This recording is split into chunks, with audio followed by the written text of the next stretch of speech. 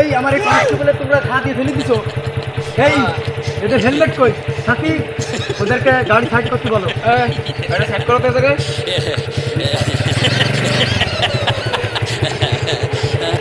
Sir গাড়ির চাবিটা নিয়ে নেন।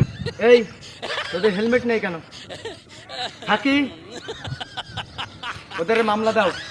তোমাদের মামলা হবে। এই তোর তো একটা মামলা হবে।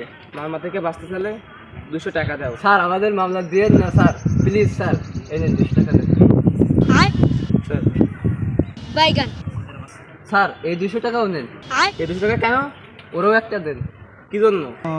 ও বাড়ি মরে যাই গল্প করবেন কি যে আমি পুলিশের সাথে মার খেয়ে আইছি। আমাদের তো এরকম পাবলিকই দরকার স্যার।